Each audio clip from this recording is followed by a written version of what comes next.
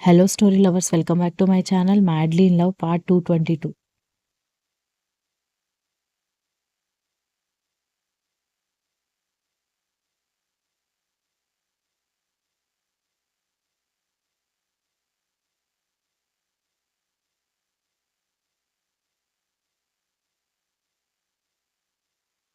బామ్మగారు కోపంగా చూసి, దీనికోసం ప్రైమ్ మినిస్టర్ని పిలిపించమంటావా అనగానే అక్కర్లేదులే అని దక్ష వెటకారంగా చెప్పేసరికి, మరి లేకపోతే ఏంటి, పనంటే చాలు ఎవరికి వాళ్ళు పారిపోవడానికి ట్రై చేస్తున్నారు అనగాని, పారిపోవడానికి ట్రై చేయడం లేదు, మా ఆయన పని చేస్తుంటే నేను చూడలేకపోతున్నానమ్మమ్మ అనగాని, కొత్తగా పెళ్ళయి మీకోసం జాతర చేస్తుంటే దేవుడి పనులు చేయడానికి చచ్చిపోతున్నారేంటే మొగుడు పెళ్ళాలిద్దరూ అనగాని, తాతయ్య పని చేయడం చూస్తే నీకు బాగుంటుందా అమ్మమ్మ అనగాని, ఎందుకు బాగోదు, మీ తాతయ్య పొలం పనులు చేయడం, ఆవులు చూసుకోవడం, బర్రెల్ని చూసుకోవడం, ఇలాంటి పూజ పనులు చూసుకోవడం, ఆ పనులు చూసుకోవడం నా పెళ్ళైనప్పటి నుంచి చూస్తున్నాను అని అంది.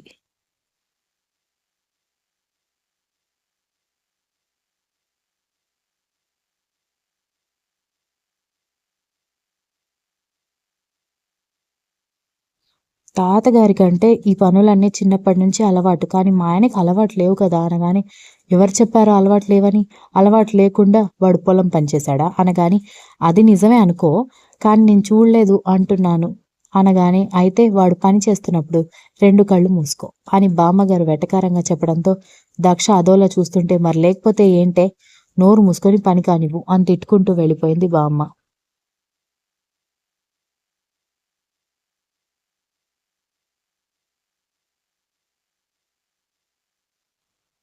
మా అత్తయ్య వాళ్ళ అత్తగారికి ఇప్పటికీ ఎందుకు భయపడుతుందో ఇప్పుడు అర్థమవుతోంది నాకు అని అనుకుంటూ అలంకరణ చేస్తుంటే, ఏం చేస్తున్నావు పాప అన్న గొంతుకి తల తిప్పి చూసేసరికి కర్ణ కనిపించడంతో, గుడి వెనుక వంటలు జరుగుతున్నాయంట, వెళ్ళి అక్కడ సూపర్వైజ్ చేయండి అని చెప్పేసరికి, ఓయ్ ఏంటి ఆర్డర్ వేస్తున్నావు అనగానే, ఈ ఆర్డర్ వేసింది నేను కాదు బాబు, మీ నానమ్మ గారే అని దక్ష వెటకారంగా చెప్పింది.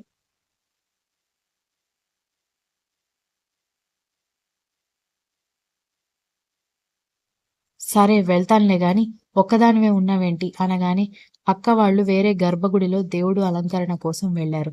మెయిన్ అమ్మవారి గది ఇది కదా, అందుకే నేను ఇది అలంకరిస్తున్నాను. లోపల మురళి, స్నేహ దండలు కడుతున్నారు అనగానే, వాళ్ళిద్దరూ కలిసి దండలు కడుతున్నారా అనగానే, లేదు మురళి దండలు కడుతుంటే స్నేహ అందిస్తోంది అనగానే, కర్ణ తల పట్టుకొని, అదే కదా నేను కూడా అడిగింది అనగాని, అవును, అయినా మీరెందుకు అంతలా గుచ్చి అడుగుతున్నారు అని అడిగేసరికి, ఏం లేదులే అని అంటూ లోపలికి వెళ్లి చూశాడు కర్ణ.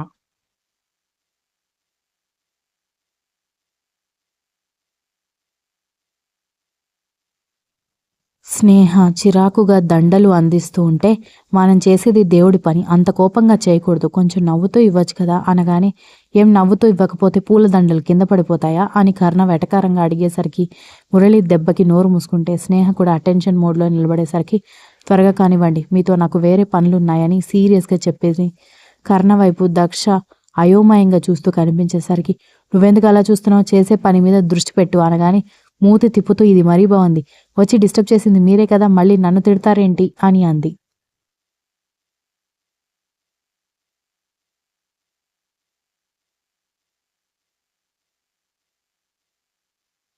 ఎక్కువ మాట్లాడితే పొడవైన జుట్టు కత్తిరిస్తాను అనగానే, ఆ తర్వాత ఏడవలసింది మీరే అనగానే, నీ జుట్టు పోతే నేనెందుకు ఏడుస్తాను అనగానే, నా జుట్టు నాకంటే మీకే ఇష్టం కాబట్టి అన్న మా దక్ష మాటలకి దొంగ మొహంది, నా వీక్ పాయింట్లన్నీ తెలుసు దీనికి అని తిట్టుకుంటూ వెళ్ళిపోతే, అతని ఇన్నర్ వాయిస్ అర్థమై ముసిముసిగా నవ్వుకుంది దక్ష.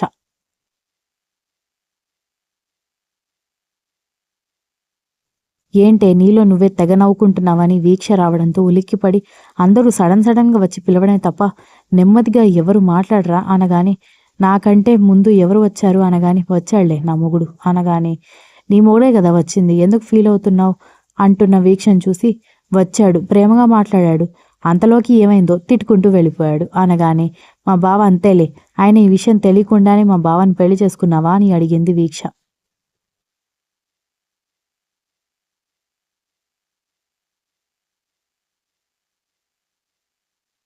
తెలుసు ఎందుకు తెలియదులే, కానీ అప్పుడప్పుడు కొన్నిసార్లు షాక్లు ఇస్తుంటాడు మీ బావ అని వెటకారంగా చెప్పేసరికి, సరేలే కానివ్వు అని సాయంత్రానికి గుడి అలంకరణ మొత్తం పూర్తి కావడంతో గుడి మొత్తం లైట్స్తో వెలిగిపోతూ ఉండేసరికి అందరూ మురిసిపోతుంటే స్నేహ మళ్ళీ ఫోటో తీసుకోవడం చూసి, మళ్ళీ నువ్వు ఫోటో తీస్తూ కనిపించావనుకో తంతాను అని బామ్మ చెప్పడంతో, ఇవన్నీ స్వీట్ మెమొరీస్ నానమ్మ, ఎందుకు తిడుతున్నావు అంది స్నేహ.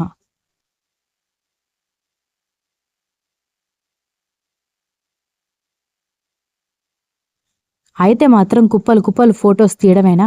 ఉదయం నుంచి నువ్వేం చేశావే అసలు అని బామ్మ అడిగేసరికి, లేచాను, బ్రష్ చేసుకున్నాను, స్నానం చేశాను, వదిన చేసిన రాగి సంగటి తిన్నాను, గుడికొచ్చి కూర్చున్నాను, ఫొటోస్ తీశాను, మురళి దండలు కడుతుంటే దండలు అందించాను అనగానే, మా తల్లే ఎంత బాగా లిస్టు చదువుతున్నావో అని విరాట్ వెటకారంగా అనేసరికి, నీకెవరినో ఒకరిని వెక్కిరించడం తప్ప వేరే పని లేదా బావా?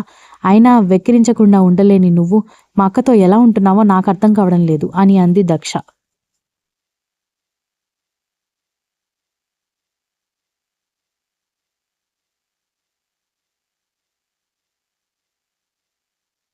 అంటే వెక్కిరించడం వచ్చిన నేను మీ అక్కతో ఉండలేనా అని అడిగేసరికి, అంటే అదొక హ్యాబిట్ లాగా మారిపోయింది కదా. మా అక్క అంటే నీకేమో పిచ్చి. సో మా అక్కను వెక్కిరిస్తే తను లెఫ్ట్ లెగ్తో తంతుంది కాబట్టి వెక్కిరించలేవు. ఆ అలవాటుని ఎలా బ్యాలెన్స్ చేస్తున్నావా అని అడుగుతున్నాను అనగానే, విరాట్ కోపంగా చూడడంతో మిగిలిన వాళ్ళందరూ గట్టిగా నవ్వుతూ ఉంటే, సరే సరే డెకరేషన్ అయిపోయింది కదా, రేపు ఉదయం నుంచి జాతర మొదలవుతుంది, అందరూ ఉదయం 4 గంటలకే లేవాలి, చన్నీళ్లతో స్నానం చేయాలి అనగానే, మా వల్ల కాదు అన్నారు అమ్మాయిలు అబ్బాయిలు ఏకకంఠంతో.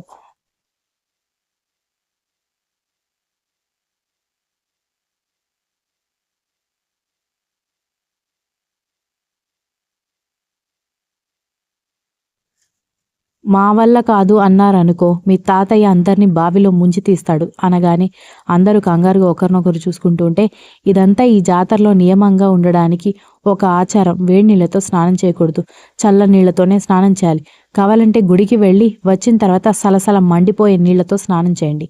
వద్దని ఎవరు చెప్పారు అనగానే, తెల్లవారుజామున లేచి చన్నీళ్లతో చేసే స్నానానికి ఉండే నరకంతో పోలిస్తే నువ్వెన్ని బంపర్ ఆఫర్లు ఇచ్చినా ఆ భయం పోదమ్మమ్మ అని అంది వీక్ష.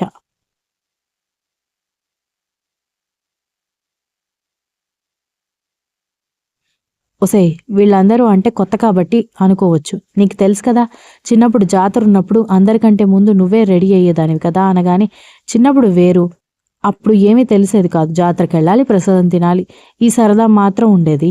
ఇప్పుడు అలా కాదు కదా అమ్మమ్మ అనగానే, ఏం కాదులే, అందరూ కలిసి సరదాగా మాట్లాడుకుంటూ గుడికి వెళ్ళాలి అని ఆలోచించుకుంటూ పడుకోండి, హుషారు మీకే వస్తుందని చెప్పింది వీక్ష వాళ్ళ అమ్మగారు సుందరి.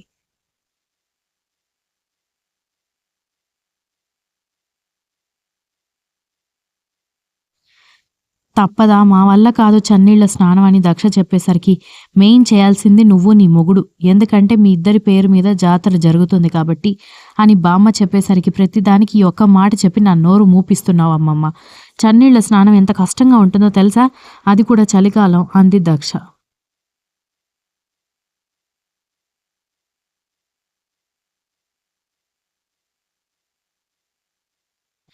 ముసలోడు మీ తాత చన్నీళ్ళ స్నానం అంటే భయపడలేదు, వయసులో ఉన్న పిల్లవి, నువ్వెందుకే కంగారు పడుతున్నావు అనగాని, అబ్బో నేను ముసలోడినైతే మీ అమ్మ మా 16 ఏళ్ల పడుచుపిల్ల అని అన్నారు తాతగారు. అబ్బబ్బా మీరు ముసలోడు అన్నానే గాని నేను వయసు దాన్ని అనలేదు కదండి, నేను కూడా ముసల్దాన్నే, సంతోషమా అని చెప్పేసరికి, ఇప్పుడు నేను అన్న తర్వాత నువ్వు మాట మార్చాల్సిన అవసరం లేదు అని తాతగారు ఉక్రోషంగా చెప్పేసరికి నవ్వుకున్నారు అందరూ.